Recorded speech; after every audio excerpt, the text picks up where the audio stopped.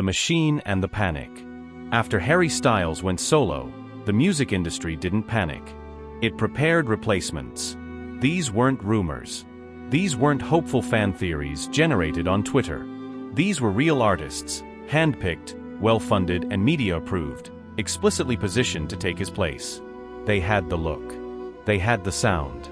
They had the machine behind them. And yet, none of them stuck. Now, let's be clear about what we mean by stuck. We aren't saying these artists failed. Many of them are wealthy, successful, and talented. But they were marketed to occupy a specific rare cultural throne, the global, solo male pop icon. The successor to Bowie, to Jagger, to Timberlake. Labels wanted a successor. The public said no. That failure reveals something most people, and clearly, most record executives, misunderstand about pop stardom. Here is the truth that most conversations miss.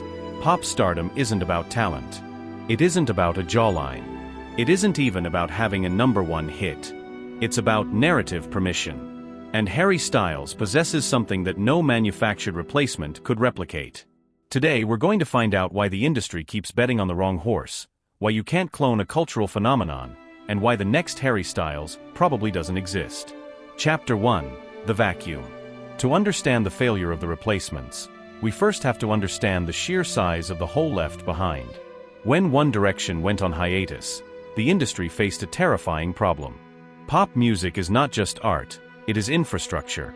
It relies on specific archetypes to keep the economy moving. You need the diva, you need the rapper, you need the rebel, and crucially, you need the heartthrob. Harry Styles didn't just leave a band. He left a vacancy for a specific kind of symbolism.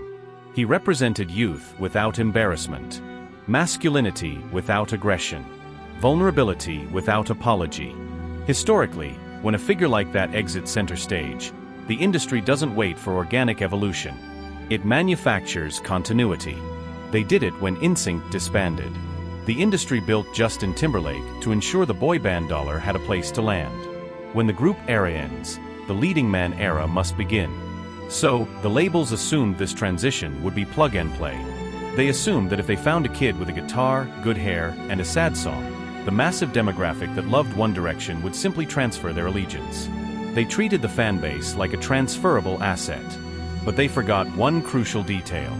Harry wasn't just a singer. He was a long-form story. The audience had spent 5 years reading his body language, decoding his tattoos, and analyzing his silence. The industry tried to replace a person with a product. And that brings us to the candidates. Chapter 2: The First Wave, the Archetypes. Let's look at the specific artists the industry pushed forward. Again, I want to stress that these are talented musicians. But we need to analyze how they were positioned and why that positioning backfired. Exhibit A: the safe bet, Shawn Mendes. Shawn was the perfect paper candidate. He was handsome, incredibly polite, clean-cut, and he wrote radio-perfect hooks. He was framed as boyfriend pop. But here is the fatal flaw in that positioning. Shawn was framed as Prince Charming. Harry Styles was positioning himself as the rock star. Prince Charming is safe. The rock star is dangerous. Shawn's narrative was, "I will treat you right." Harry's narrative was, "I am figuring myself out, and you can watch." The audience didn't want safety. They wanted evolution. Shawn felt like a continuation of the One Direction clean image, right at the moment Harry was smashing that image with a sledgehammer. Shawn was the answer to a question nobody was asking anymore.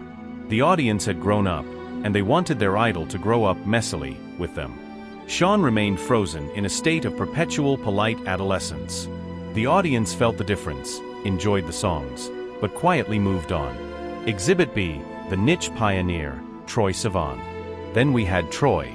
More daring, more honest, and arguably more visually creative than Harry in the early days. Troye didn't fail. He is a legend in his own right, but he was never allowed to replace Harry in the mainstream consciousness. Why? Because the industry, at the time, pigeonholed Troye into queer pop. His narrative was framed as niche authenticity. Harry, meanwhile, utilized ambiguity. By refusing to label himself, Harry allowed the global mainstream to project whatever they wanted onto him. Troye was specific. Harry was a mirror. To be a global monolith, you have to be a little bit of a blank slate. You have to be everything to everyone. Troye's narrative was too defined, too quickly, to allow for that massive global projection. Exhibit C, The Internet Child, Conan Gray. Conan represents the modern era. The aesthetic, the emotion, the vulnerability, it's all there. But Conan arrived already self-aware. Conan is a child of the internet. He speaks the language of Twitter stans fluently. He knows the memes. He makes the TikToks. This sounds like a massive advantage, but it's actually a hindrance to mythological stardom. Harry didn't have a TikTok. Harry barely tweeted. Conan arrived as a peer to his fans. Harry arrived as an idol. Finished stories don't invite participation. And Conan, by being so good at the internet, removed the mystery that Harry used as currency. When you tell the audience exactly who you are, they stop wondering. And wondering is the fuel of obsession. Chapter 3, What Narrative Permission Actually Means. This brings us to the core thesis of this entire situation. Why did the audience reject the transfer of power? It comes down to a concept I call narrative permission. Narrative permission is the audience saying, "We believe you earned this transformation." It is not granted because a label spends $1 million on a music video. It is not granted because you have a nice falsetto. It is granted through struggle. Harry Styles wasn't rebranded, he was witnessed. We need to remember the timeline. We watched him hesitate. We watched him get mocked for wearing boots in 2013. We saw the media tear him apart for his dating life. We saw him retreat to Jamaica to write his first album in isolation. He didn't arrive as a fashion icon. He became one, slowly, awkwardly, in public. There is a psychological concept called the IKEA effect. It states that humans value an object significantly more if they helped build it themselves. You love the crooked table you assembled more than the expensive table you bought pre-made. Pop culture works the same way. The fans felt like they built Harry Styles. They defended him when he was the womanizer in the tabloids. They defended his long hair when the general public called it messy. Because they invested emotional labor into his rise, they held equity in his success. The replacements? They arrived finished. They arrived polished. Their aesthetic was pre-packaged. When an artist arrives without visible struggle, the audience feels like a consumer, not a participant. And consumers aren't loyal. Participants are. You cannot manufacture struggle in a marketing meeting. And that is why the replacements felt like imposters, even when their music was good. They hadn't paid the narrative tax. Chapter 4, The Myth of Talent. This is where music critics usually get it wrong. They argue about vocal range or songwriting credits. You'll hear people say, "But this new guy has better songs," or "He's a better technical singer." That is comforting. It's also false. Pop history is a graveyard of incredibly talented people who never became icons. Talent is the entry fee, it is not the differentiator. Meaning is the differentiator. Harry didn't just release music. He became a vessel for identity experimentation. When he wore the pearl necklace, or the sheer blouse at the Met Gala, or the dress on the cover of Vogue, he wasn't just playing dress-up. He was signaling a cultural shift regarding masculinity that his audience was desperate to see reflected. He became a mirror for self-expression. He became a safe harbor for soft masculinity. Most of the replacements were singing about love. Harry was singing about identity. You can find another singer to sing about a breakup. You can find another guy to strum an acoustic guitar and look sad. But you cannot easily find another figurehead to validate your changing view of gender and softness. You don't replace mirrors. You shatter them. The industry thought they were selling songs. Harry knew he was selling permission to be yourself.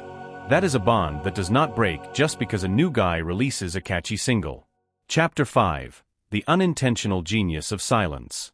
There is one final, crucial piece to this puzzle. The strategy. In an era where labels demand 15 TikToks a week, where artists must be content creators first and musicians second, Harry Styles did something radical. He shut up. While the replacements launched eras and brand deals and viral challenges and get ready with me videos, Harry left space. No constant explanations. No overexposure. Just enough mystery to let people attach their own meaning to him. This strategy of silence is incredibly dangerous. It risks irrelevance. If you stay quiet too long, people forget you. But if you can hold it, silence is power. Because the replacements talked too much, they defined themselves too rigidly. They over-explained their songs. They overshared their breakfasts. They became mundane. Harry let people listen. And when you let people listen, they hear what they want to hear. He became a Rorschach test. Because he rarely gave interviews, every single picture, every single lyric, every single outfit became a clue that the fans had to decipher together. It turned his fandom into a community of detectives. The industry cannot manufacture this strategy anymore because they are terrified of the algorithm. They force new artists to feed the beast. They demand constant content. And by overfeeding the beast, they kill the myth. You cannot be a mysterious, larger-than-life icon if you are doing a viral dance challenge in your kitchen every Tuesday. Harry outweighted the industry. He played a long game in a short attention span world. Chapter 6. Why this matters beyond Harry Styles. This isn't just about Harry Styles. This explains why so many next big things burn out in 2 years. It explains why viral sensations disappear. It explains why we feel a lack of true superstars in the current generation. Culture does not move on command. It moves on consensus. And consensus requires belief. You cannot replace a narrative mid-sentence. Harry didn't finish his story when One Direction ended. He expanded it. Every replacement tried to start a new paragraph, but the audience wasn't ready to turn the page. The industry learned the wrong lesson from this. Instead of slowing down to build the next icon, they doubled down on speed. Shorter cycles, faster hype, quicker disposal. We are moving away from the era of the monolith star, the Michael Jacksons, the Madonnas, the Harry Styles. We are moving into the era of the microstar.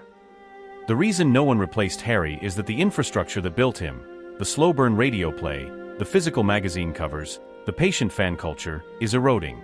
The industry is now designed to prevent the very thing they want to create. They want a legend, but they manage artists like disposable content creators. Conclusion: the real answer to what happened. So, what really happened to the boys who were meant to replace Harry Styles? They weren't rejected because they weren't good enough. They were rejected because they were never granted permission. Pop stardom isn't about sounding right. It isn't about looking right. It isn't about being promoted right. It's about being believed. And belief can't be rushed. Harry Styles didn't win because he was perfect. He won because the audience felt like they grew with him. He won because he allowed us to witness the messy, awkward, silent process of becoming who he is. And that bond? It doesn't transfer. It doesn't clone. And it definitely doesn't replace. The industry keeps searching for the next Harry Styles. They keep looking for the next boy with the curls and the charisma. But what made Harry irreplaceable is that he was never trying to be one.